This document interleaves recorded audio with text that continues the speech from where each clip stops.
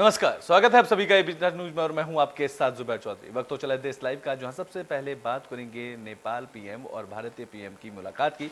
बता दें कि भारत और नेपाल के बीच प्रस्तावित रामायण सर्किट के काम में तेजी लाई जाएगी। भारत पहुंचे नेपाल के प्रधानमंत्री पुष्प कमल दहल प्रचंड और प्रधानमंत्री नरेंद्र मोदी ने मुलाकात के दौरान यह फैसला किया है, जहां बातचीत के बाद पीएम मोदी ने कहा है कि दोनों देशों के बीच रामायण सर्किट का काम तेजी से पूरा किया जाएगा।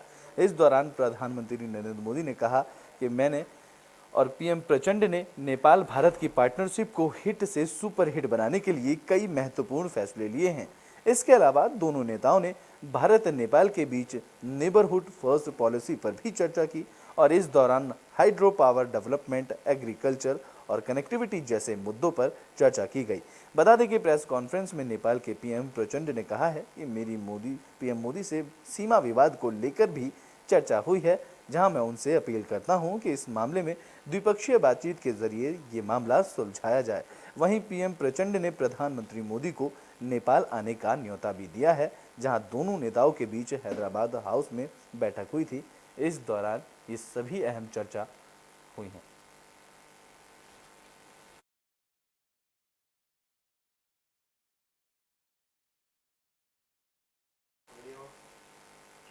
तो ब्रिटेन में बात कर लेते हैं पहलवानों के समर्थन में हुई महापंचायत की। तो पहलवानों और भारतीय कुश्ती महासंघ के निवर्तमान अध्यक्ष ब्रजभूषण शरण सिंह के बीच जारी टकराव को लेकर 1 जून को मुजफ्फरनगर के सौरम गांव में खाप महापंचायत हुई। तो वहीं भारतीय किसान यूनियन के अध्यक्ष नरेश टिकैत ने सरकार को 5 दिन का अल्टीमेटम याद दिलाया। इस दौरान किसान नेता राकेश टिकैत ने कहा कि शांतिपूर्ण तरीके से आंदोलन करते हुए बच्चों को उठाया गया है।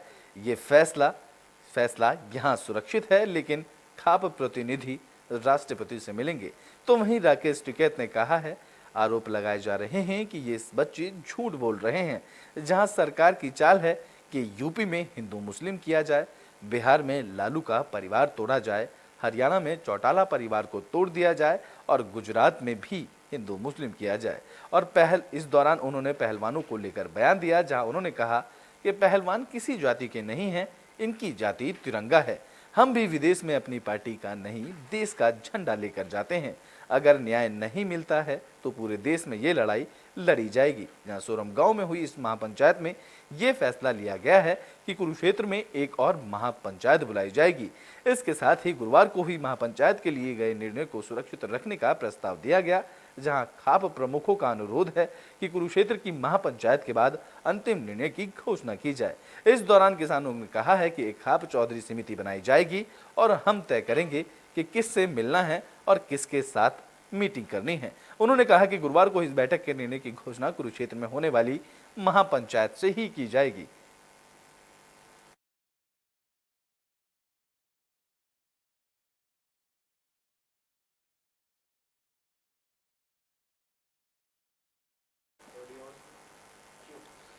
तो ब्रिटेन में बात कर लेते हैं भारतीय वायुसेना के विमान की, जो कर्नाटक के चामराजनगर में क्रैश हुआ है। तो भारतीय वायुसेना का एक सूर्य किरण ट्रेनिंग विमान कर्नाटक के चामराजनगर के माकली गांव में के पास दुर्घटनाग्रस्त हुआ, जहां एक महिला पायलट समेत 2 पायलट सुरक्षित बताए जा रहे हैं। तो वहीं आईएएफ अधिकारी ने कहा है कि दुर्घटना के कारणों का पता लगाने के लिए कोर्ट ऑफ इंक्वायरी के आदेश दिए गए हैं। उन्होंने बताया है कि ये विमान एक खुले मैदान में क्रैश हुआ, जहां विमान में सवार दोनों पायलट दुर्घटना से पहले ही सुरक्षित तरीके से विमान से कूद गए। इस ट्रेनर विमान में बेंगलुरु में वायुसेना अड्डे से उड़ान भरी थी और यह सुबह के वक्त दुर्घटनाग्रस्त हुआ। जिले के अधिकारियों ने बताया है कि तेजपाल और भूमिका को मामूली चोटें आई हैं, इसमें उनकी जान नहीं गई है। इस दौरान वायुसेना ने भी ट्वीट किया, जहां वायुसेना ने ट्वीट कर पायलट नियमित अभ्यास करने की बात कही है। उन्होंने कहा है कि तभी यह दुर्घटना हुई, जहां चालक दल के 2 सदस्य सुरक्षित बाहर निकाल लिए गए हैं और जिले के वरिष्ठ अधिकारी और वायुसेना का एक दल मौके पर पहुंचा, जहां जांच शुरू की गई।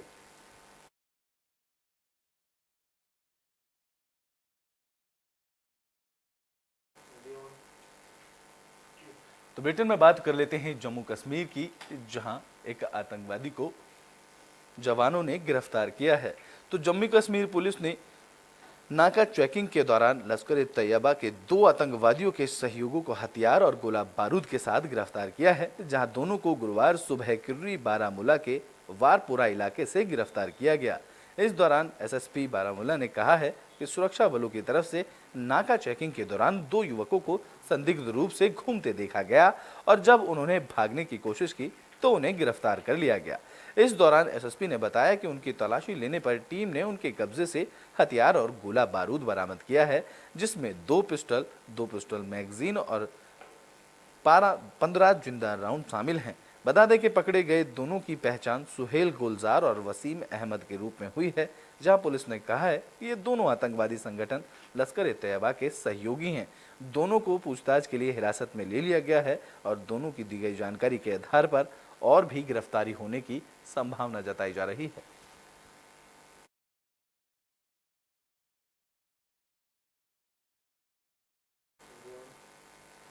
तो ब्रिटेन में बात कर लेते हैं लॉरेंस बिश्नोई की, जहां साकेत कोर्ट ने लॉरेंस बिश्नोई को 10 दिन की पुलिस रिमांड पर भेजा है। तो दिल्ली की साकेत कोर्ट ने 1 जून को गैंगस्टर लॉरेंस बिश्नोई को 10 दिन की पुलिस रिमांड के लिए भेज दिया है, जहां क्राइम ब्रांच ने खूंखार गैंगस्टर को गिरफ्तार करके अदालत में पेश किया था। बता दें कि क्राइम ब्रांच ने उनकी 14 दिन की रिमांड मांगी थी, लेकिन कोर्ट ने उनके 10 दिन की रिमांड मंजूरी की है, जहां लॉरेंस बिश्नोई दिल्ली के मंडौली जेल में बंद था और यहीं से क्राइम ब्रांच ने उसे गिरफ्तार किया था। इसके बाद उसे साकेत कोर्ट में लाया गया और कोर्ट के लॉकअप में बंद किया गया।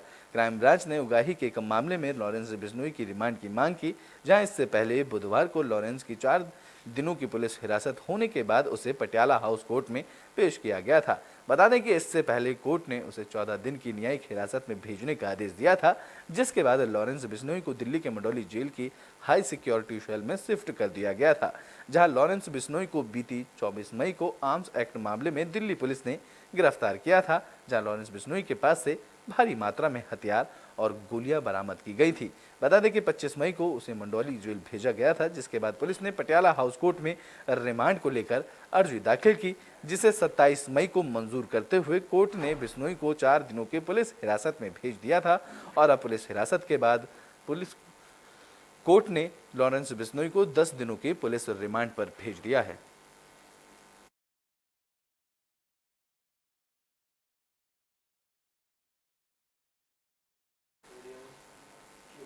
तो ब्रिटेन में बात तो मणिपुर की कर लेते हैं, जहां मणिपुर में नए डीजीपी को नियुक्त किया गया है। बता दें कि राजीव सिंह को मणिपुर का नया डीजीपी बनाया गया है। तो गृह मंत्री अमित शाह के दौरे के बीच मणिपुर में बड़ा प्रशासनिक फेरबदल हुआ है, जहां 1993 बैच के आईपीएस अधिकारी राजीव सिंह को राज्य का नया डीजीपी बनाया गया है। बता दें कि एक दिन पहले ही उनके ऑर्डर को लेकर 3 सालों के मणिपुर ट्रांसफर किया गया था, जहां केंद्रीय रिजर्व पुलिस बल ने महानिरीक्षक के पद पर वह तैनात थे और एक आधिकारिक आदेश में ये जानकारी दी गई है कि भारतीय पुलिस सेवा के वरिष्ठ अधिकारी राजीव सिंह को राज्य की मौजूदा सुरक्षा स्थिति को संभालने के लिए डीजीपी के पद पर नियुक्त किया गया है। तो वहीं केंद्र सरकार ने हाल ही में त्रिपुरा कैडर के मणिपुर आईपीएस अधिकारी राजीव सिंह को राज्य का डीजीपी नियुक्त किया, जहां केंद्रीय गृह मंत्रालय के आदेश के मुताबिक राजीव सिंह की नियुक्ति 3 साल के लिए होगी और गृह मंत्रालय ने सीआरपीएफ को सिंह को तत्काल प्रभाव से कार्यमुक्त करने का भी आदेश दिया है, जिससे कि वह अपना नया कार्यभार ग्रहण कर सके। बता दें कि गृह मंत्री अमित शाह राज्य के 4 दिन के दौरे पर हैं, जहां उन्होंने प्रेस कॉन्फ्रेंस की। इस दौरान उन्होंने लोगों से शांति रखने की अपील की। अमित शाह ने कहा है कि हाईकोर्ट के रिटायर्ड जज से हिंसा की जांच कराई जाएगी, इसके लिए एक कमेटी का गठन भी किया जाएगा। इसके अलावा हिंसा से जुड़े 6 मामलों की जांच सीबीआई करेगी। जहां गृह मंत्री अमित शाह ने कहा है कि मणिपुर हाईकोर्ट के एक जल्दबाजी भरे फैसले की वजह से यहां हिंसा भड़क उठी। दरअसल 29 अप्रैल को हाईकोर्ट ने मेतई समुदाय के एसटी में शामिल करने का विचार करने के आदेश जारी किए थे और इसके बाद से ही मणिपुर में हिंसा शुरू हुई थी। इस लाइव में अभी के लिए बस इतना ही। देश और दुनिया की तमाम खबरों के लिए देखते रहें एबी स्टार न्यूज।